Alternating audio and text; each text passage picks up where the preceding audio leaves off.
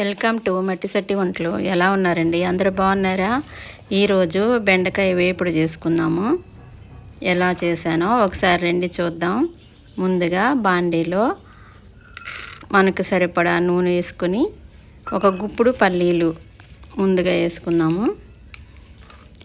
అవి కొంచెం దోరగా వేగుతూ ఉండగా పచ్చెనగపప్పు కూడా ఒక 3 స్పూన్లు వేసుకోండి.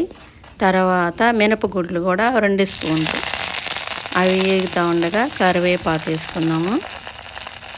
ఇప్పుడు రెండు మిర్చి వేసుకుందామండి. ఈ వేడికి చక్కగా వేగిపోతాయి. అవి కూడా వేగిపోయినాయండి. మనం వీటన్నిటిని ఒక బౌల్లో తీసుకుందాము. నేను ముందుగా ఒక 1/2 కేజీ బెండకాయలు చక్కగా కోసి ఆరబెట్టానండి. మనకి జిగురు లేకుండా ఉంటాయి ఇలా ఆరబెడితే. తర్వాత 1 స్పూను ఆవాలు వేసుకున్నాను.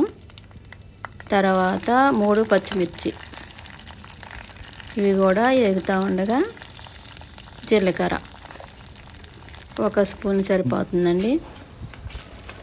ఇవి కూడా వేగిపోయింది. ఇప్పుడు మనం ఆరబెట్టుకున్న బెండకాయలు అవి కూడా వేసేసుకున్నాను.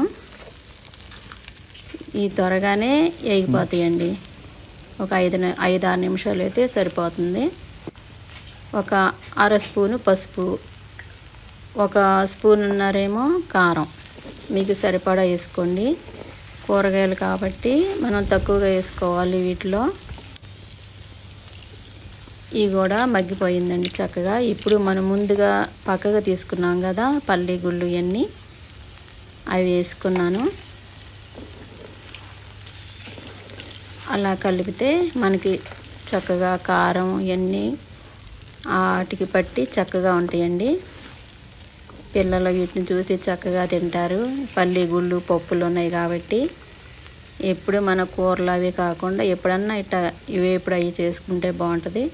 లాస్ట్లో ఒక 1/2 స్పూను సాల్ట్, ఎందుకంటే లాస్ట్లో వేసుకుంటే మనకి తక్కువగా పట్టుద్ది. సాల్ట్ ఎక్కువ తినకూడదని నేను ఇలా చూపిస్తున్నాను. తర్వాత లాస్ట్లో గరం మసాలా వేసుకోవచ్చు, లేదా ధనియాల పొడి వేసుకోవచ్చు. ఏదైనా వేసుకున్నా బాగానే ఉంటుందండి. చక్కగా బాగుంటుంది కాబట్టి ఇంకా అయిపోవచ్చింది. ఇప్పుడు లాస్ట్లో మనం కొత్తిమీర వేసేసుకొని దించేసుకోవటమే. ఎంతో టైం కూడా పట్టదు. చక్కగా జిగురు లేకుండా వచ్చినాయండి. కొత్తగా చూసేవారు సబ్స్క్రైబ్ చేయండి. Thank you.